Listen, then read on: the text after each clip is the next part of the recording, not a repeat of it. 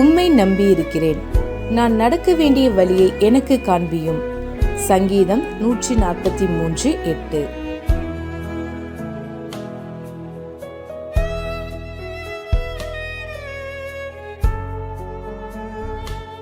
Cause me to hear thy loving kindness in the morning, for in thee do I trust. Cause me to know the way wherein I should walk. Psalms 143:8.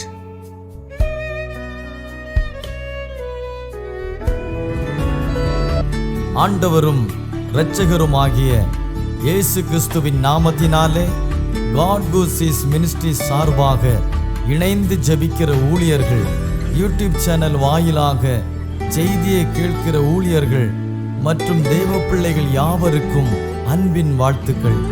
தேவனாகிய கர்த்தர் இந்த மாதத்திலே நம்மை வெற்றி சிறக்க பண்ணுவார் என்பதை உறுதிப்படுத்துகிறேன். தேவனாகிய கர்த்தருடைய கிருபையினாலே கடந்த 4 மாதங்களை கடந்து வந்திருக்கிறோம். சூழ்நிலைகள் நம்மை எத்தனையோ விதங்களிலே சோர்வுக்குள்படுத்தியிருக்கலாம். ஆனாலும் அவை எல்லாவற்றையும் ஜெயிக்க தேவனாகிய கர்த்தர் கிருபை செய்திருக்கிறார். அவருடைய கிருபையும் சமாதானமும் பாதுகாப்பும் தயவும் கடந்த 4 மாதங்களில் இருந்தது போல இந்த 5வது மாதத்திலேயும் உங்களோடும் உங்கள் குடும்பங்களோடும் உங்கள் ஊழியங்களோடும் இருக்க வேண்டும் என்று ஆசீர்வதிக்கிறேன். தேவனாகிய கர்த்தர் நம்மை கொண்டு இந்த மாதத்திலே பெரிய காரியங்களை செய்வாராக. தேவனுடைய ஆசீர்வாதங்களை நாம் ஜெபித்து பெற்றுக்கொள்வோம். கர்த்தர் தாமே பெரிய காரியங்களை செய்வாராக. ஆமென்.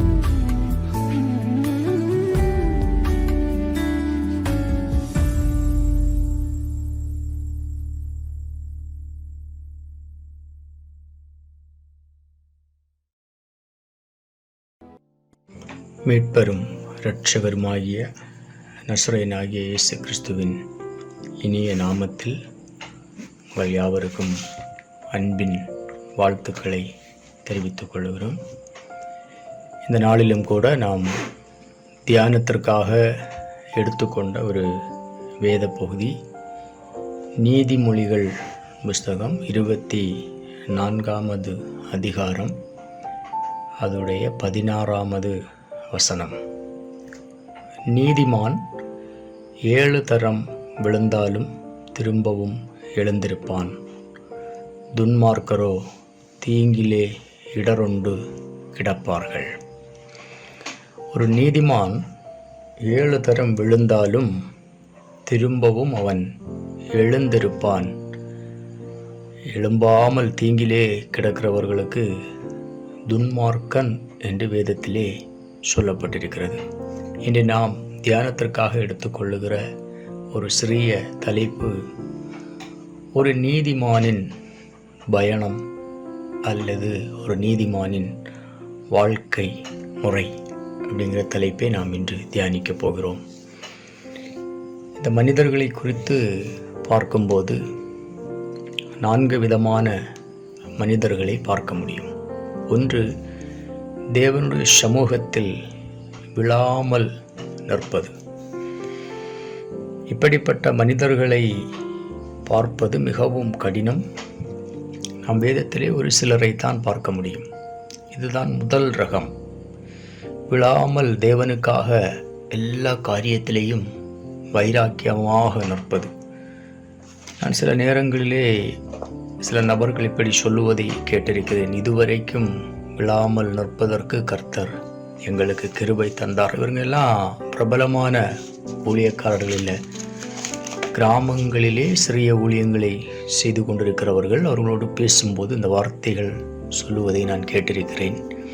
இத்தனை வருடம் ஊழியம் செய்திருக்கிறோம், இதுவரை விழாமல் நிற்க கர்த்தர் கிருபை தந்திருக்கிறார் என்று. இது முதல் ரகம். விழாமல் எல்லா விஷயங்களிலும் கண்ணும் கருத்துமாக நிற்கிற ஒரு ரகம். இது மிகவும் அரிதாகத்தான் காணப்படும். இரண்டாவதாக ஒரு ரகம் இருக்கிறது. இது விழுந்து எழும்புவது. விழுந்து விடுவார்கள். ஏதாவது ஒரு விஷயத்திலே சில நேரங்களில் கோபம், எரிச்சல், இப்படி ஒவ்வொன்றாக ஒரு மனிதனிடம் இருக்கும். இதில் ஏதாவது ஒரு விஷயத்திலே அந்த மனிதர்கள் விழுந்து விடுவதுண்டு. அப்படி விழுந்தவர்கள் உடனடியாக தான் எந்த இடத்திலே விழுந்தோம் என்று அறிந்து தேவனிடத்திலே ஒப்புரவாகி மீண்டும் எழும்பி விடுவார்கள். இது இரண்டாவது ரகம். மூன்றாவதாக ஒரு ரகம் இருக்கிறது. இவர்கள் விழுந்து விழுந்து விழுந்து எழும்புவதுதான். எந்த விஷயத்தையும் விழுந்து விடுவார்கள். விழுவதும் எழுவதும் விழுவதும் எழுவதுமாக ஒரே விஷயத்தில் ஒரு நாள் விழுந்துருவாங்க, ரெண்டாவது மனஸ்தாபப்பட்டு எழும்புவாங்க, பின்னும் அதே விஷயத்தில் விழுந்துருவாங்க, மீண்டும் எழும்புவாங்க. இதை கொஞ்சம் கவலைக்கிடமான ஒரு நிலம் என்று தான் நாம் சொல்ல முடியும். இவர்களை நம்ம ஒருபோதும் ஒரு விதத்திலும் இவர்களை நாம் கணிக்க முடியாது. எப்போ விழுவாங்கள் என்றும் தெரியாது, எப்போது அவர்கள் எழுந்திருப்பார்கள் என்றும் தெரியாது. நான்காவதாக ஒரு ரகம் இருக்கிறது, விழுந்தே கிடப்பது. அவர்கள் எழும்புவதற்கு முயற்சிப்பதும் இல்லை. எந்த இடத்தில் விழுந்தார்களோ அந்த இடத்தில் அப்படியே விழுந்து கிடக்கிறது. இப்படி 4 விதமான கிறிஸ்தவ வாழ்க்கை அனுபவத்திற்குள் இருக்கிற நபர்களை நாம் பார்க்க முடியும். ஆனால் வேதம் சொல்லுகிறது, நீதிமான் 7 தரம் விழுந்தாலும் திரும்பவும் எழுந்திருப்பான். ஒரு மனிதன் தன்னுடைய வாழ்க்கையில் விழுவது என்பது அவனுக்கு விரோதமாக சத்ருவானமான அநேக திட்டங்களை தீட்டிக்கொண்டே இருப்பான். ஆனாலும் வேதம் சொல்லுகிறது, அவன் நீதிமானாக இருக்கிறபடியினால விழுந்தாலும் கூட அவன் 7 தரம் விழுந்தாலும் திரும்பவும் எழுந்திருந்து தேவ சமூகத்திலே பலன் கொள்வான்.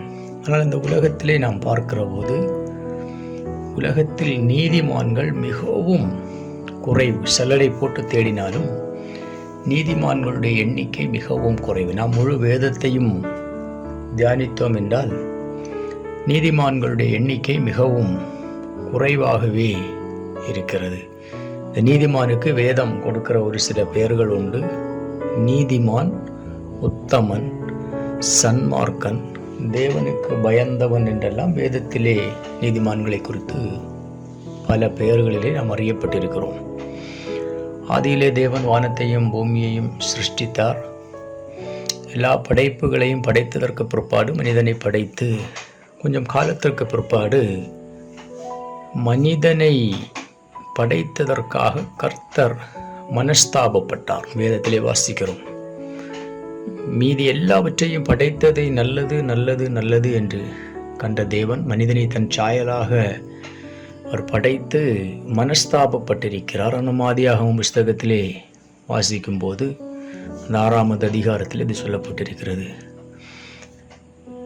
அப்பொழுது கர்த்தர் இந்த மொத்த மனிதனையும் அழிப்பதற்காக அவர் வகை தேடுகிறார். 6வது அதிகாரம் 7-9 வசனங்களை வாசித்தால் அந்த வண்ணமாக சொல்லப்பட்டிருக்கிறது. அப்பொழுது கர்த்தர், நான் சிருஷ்டித்த மனுஷனை பூமியின் மேல் வைக்காமல் மனுஷன் முதற்கொண்டு மிருகங்கள், ஊரும் பிராணிகள், ஆகாயத்து பறவைகள் பரியந்தம் உண்டாயிருக்கிறவர்களை நிக்கிரகம் பண்ணுவேன். நான் அவர்களை உண்டாக்கினது எனக்கு மனஸ்தாபமாய் இருக்கிறது என்றார்.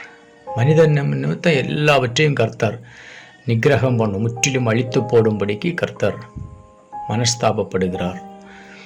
ஆனால் 8வது வசனத்திலே சொல்லப்பட்டது, நோவாவுக்கோ கர்த்தருடைய கண்களில் கிருபை கிடைத்தது. அதனால் நோவாவுக்கு கர்த்தருடைய கண்களில் கிருபை கிடைத்தது என்றால் 9 சொல்லப்பட்டிருக்கிறது, நோவாவின் வம்ச வரலாறு. நோவா தன் காலத்தில் இருந்தவர்களுக்குள்ளே நீதிமானும் உத்தமனுமாய் இருந்தான். நோவா தேவனோடு சஞ்சரித்து கொண்டிருந்தான். நோவா என்கிற மனிதன் தேவனோடு சஞ்சரிக்கிறவனாகவும் உத்தமனாகவும் இருந்தார். அவன் உத்தமனாய் இருந்தபடியினால் கர்த்தர் அவனையும் அவனுடைய குடும்பத்தை மட்டும் தப்ப விட்டு மீது எல்லாரையும் அழித்து விட்டார். அப்படின்னா ஆண்டவர் ஆரம்பத்திலே படைத்த அந்த மனிதர்களில் தேவன் விரும்புகிறது மாதிரியான ஒரு நீதிமான் இருந்திருக்கிறான் அப்படின்னு பார்த்தா மிகவும் குறைவாக இருந்தால்தான் கர்த்தர் மனஸ்தாபப்பட்டு அழிப்பதற்காக சித்தம் கொண்டார். அதிலே ஒரே ஒரு நீதிமான் நோவா என்கிற ஒரு மனிதன் இருந்தபடியினால் அவனை மட்டும் தப்புவிக்கும்படி கர்த்தர் அவனை பேழைக்குள்ளே கொண்டு வந்தார். இந்த வரலாறு நமக்கு தெரியும். 2வதாக நாம் வேதத்தில் இன்னொரு பகுதியை நாம் தியானிக்கிற போது ஆதியாகமம் புஸ்தகம் 18வது அதிகாரம் அதனுடைய 19வது வசனத்திலிருந்து 32 வரை நாம் வாசித்தோமெனால் சோதோம் கொமோரா என்கிற பட்டணத்தை அழிப்பதற்கு தேவன் சித்தம் கொள்கிறார். நான் செய்யப்போகிற காரியங்களை ஆபிரகாமுக்கு மறைப்பேனோ என்று சொல்லி ஆபிரகாமுக்கு அதை வெளிப்படுத்தும் போது ஆபிரகாம் தேவனோடு பேசுகிறார். அந்த பட்டணத்தில் 50 நீதிமான்கள் இருந்தால் நீர் அழிப்பீரோ என்று கேட்கிற போது ஆண்டவர் சொல்லுகிறார், 50 நீதிமான்களின் நிமித்தம் நான் அந்த பட்டணத்தை அழிப்பதில்லை. திரும்பவும் ஆபிரகாம் ஆண்டவரோடு இந்த ஒரு விஷயம் என்னை அடியேனே வார்த்தையை கேளும் என்று சொல்லி திரும்ப 45 நீதிமான நிமித்தம் அழிப்பீரோ என்கிறார். அழிக்க மாட்டேன் ஆண்டவர் திரும்பவும் சொல்லுகிறார். திரும்பவும் ஆபிரகாம் இறங்கி வந்து 40 நீதிமான நிமித்தம் இந்த பட்டணத்தை நீர் அழிக்காமல் இருப்பீரோன்னு கேட்டப்போ ஆண்டவர் அழிக்க மாட்டேன்னு சொல்லுகிறார். திரும்பவும் இறங்கி வந்து 30 நீதிமான்களின் நிமித்தம் இந்த பட்டணத்தை அழிப்பீரோன்னு கேட்டால் ஆண்டவர் அழிக்க மாட்டேன்னு சொல்கிறார். திரும்பவும் 20 நீதிமானுக்கு வர்றாரு. கடைசியாக இந்த ஒரு தரம் மட்டும் நான் கர்த்தரோடு பேச துணிந்தேன் என்று சொல்லி 10 நீதிமான் இருந்தால் அந்த பட்டணத்தை அழிப்பீரோன்னு கேட்டப்போ ஆண்டவர் சொல்கிறாரு, 10 நீதிமான் இருந்தால் நான் அந்த பட்டணத்தை அழிக்க மாட்டேன். ஆனால் விளைவு என்ன ஆனது என்றால் ஆண்டவர் சோதோம் குமோரா பட்டணத்தை அழித்தார். அப்படின்னா அந்த பட்டணத்திலே ஒரு 10 நீதிமான் கூட இல்லாது இருந்தது. ஒரு 10 நீதிமான் இருந்திருந்தால் அந்த 10 நீதிமானின் நிமித்தம் கர்த்தர் அந்த பட்டணத்தை அழித்திருக்க மாட்டார். அப்படியானால் நீதிமான்கள் மிக மிக மிக மிக குறைவாகத்தான் இருக்கிறார்கள். இதை தான் நாம் மீகா எழுதின புஸ்தகத்திலே 7ஆம் அதிகாரம் 2-3 வசனங்களை நாம் வாசித்தால், தேசத்தில் பக்தி உள்ளவன் அற்றுப்போனான், மனுஷரில் செம்மையானவன் இல்லை, அவர்கள் எல்லோரும் இரத்தம் சிந்த பதிவிருக்கிறார்கள், அவனவன் தன் தன் சகோதரனை வலையிலே பிடிக்க வேட்டையாடுகிறான், பொல்லாப்பு செய்ய அவர்கள் 2 கைகளும் நன்றாய் கூடும், அதிபதி கொடு என்கிறான், நியாயாதிபதி கைகூலி கேட்கிறான், பெரியவன் தன் துராசையை தெரிவிக்கிறான், இவ்விதமாய் புரட்டுகிறார்கள். அப்படின்னா அந்த உலகத்தில் நீதிமான்கள் மிகவும் குறைவாகவே இருக்கிறார்கள். ஆரம்பத்திலிருந்து நம்ம வேதத்தை தியானித்தோம் என்றால், நீதிமான் என்ற போர்வையை போர்த்தி கொண்டு அநேக நபர்கள் உலக பிரகாரமாக நடக்கிறார்கள். ஒருவர் மற்றவரை அவர் நீதிமான் என்றெல்லாம் சொல்லுகிறார்கள். ஆனால் நீதிமான் மிகவும் குறைவாகவே இருக்கிறது. அன்றைய காலத்திலிருந்து இன்று வரை நீதிமான்கள் உலகத்தில் மிக மிக மிக மிக குறைவு. ஆனால் வேதம் சொல்லுகிறது, ஒரு நீதிமானுடைய வாழ்க்கையிலும் சில நேரங்களில் விழுந்து போகிற அந்த அனுபவம் வரும். அப்படி விழுந்தாலும் அந்த நீதிமான் 7 தரம் விழுந்தாலும் திரும்பவும் எழுந்திருப்பான். கர்த்தர் நம்ம எல்லாரையும் நீதிமானாய் மாற்றி இருக்கிறார்.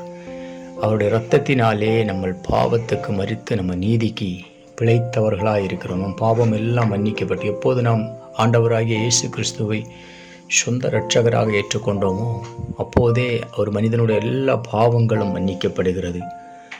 மேற்குக்கும் கிழக்குக்கும் எவ்வளவு தூரமோ அவ்வளவு தூரமாய் நம்முடைய பாவங்களை நம்மளை விட்டு அவர் விலக்கினார். நம்முடைய பாவங்களை எல்லாம் அவருடைய முதுகுக்கு பின்னாக எறிந்துவிட்டு துன்மார்க்கமாய் நடந்தவர்களையும் கர்த்தருடைய இரத்தத்தினாலே கழுவி நீதிமானாய் மாற்றினார்.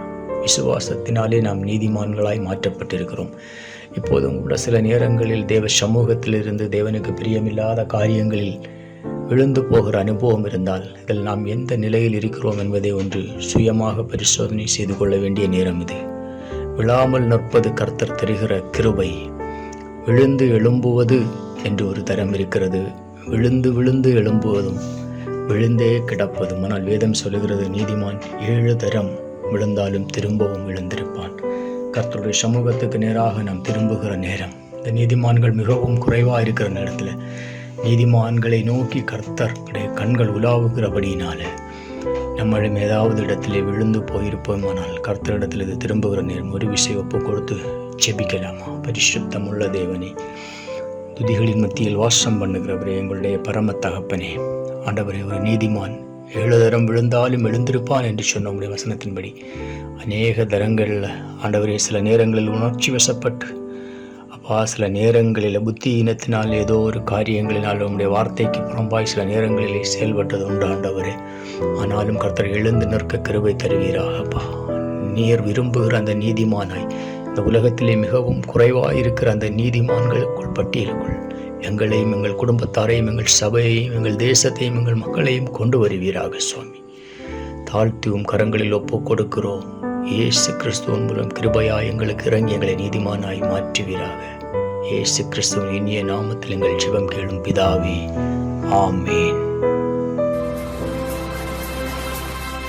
கடல் கடந்து சென்றாலும் தீ நடுவே நடந்தாலும் புயல் சூழ்ந்து எழுந்திடும் காரிருளை நீ கடந்திட நேர்ந்தாலும் உன்னோடு நான் இருப்பேன்,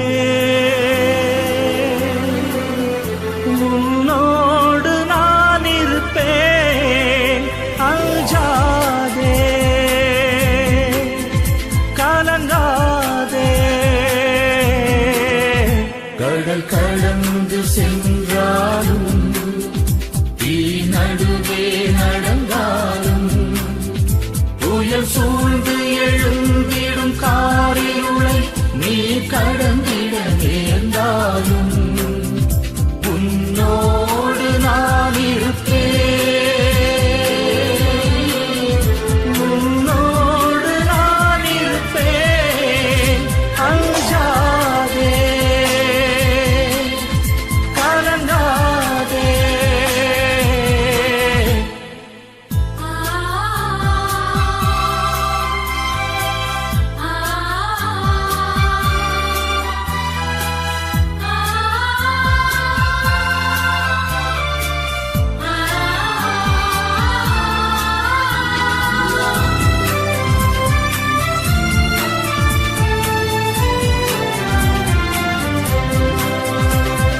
தேவனின் பார்வையில் நீ மதிப்புள்ளவன், பொன்விளை நிலம் போலே.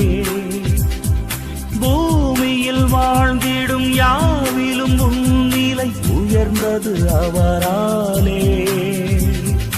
தேவனின் பார்வையில் நீ மதிப்புள்ளவன், பொன்விளை நிலம் போலே. பூமியில் வாழ்ந்திடும் யாவிலும் உன்னிலை உயர்ந்தது அவராலே. பால் நினைந்தூட்டிடும் தாய் மறந்தாலும் நீ அவர் மடி மேலே.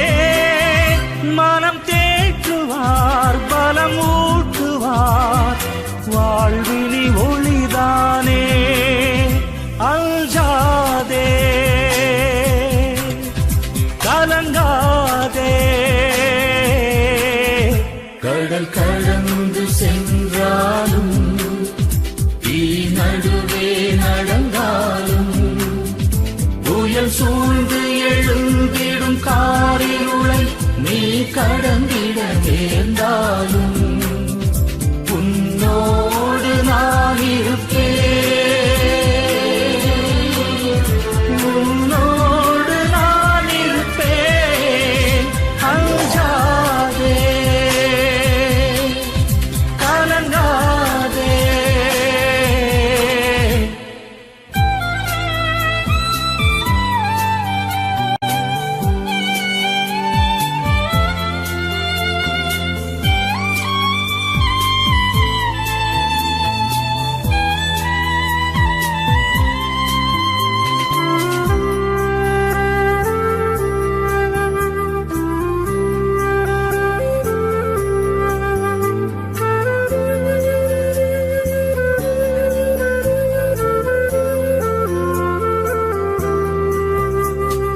பாதையில் பாதையும் பாழ்விழி ஓடையும் தோன்றிடும் அவர் கையால்.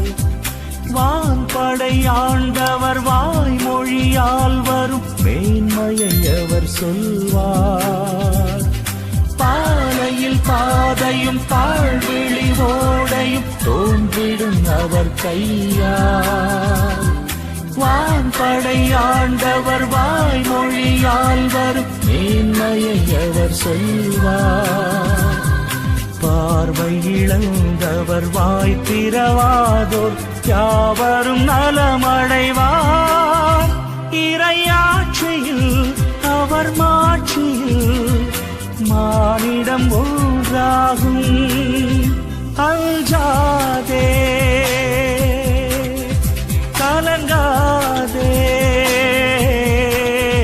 கடல் கடந்து சென்றாலும் தீ நடுவே நடந்தாலும் புயல் சூழ்ந்து எழுந்திடும் காரிருளை நீ கடந்திட நேர்ந்தாலும்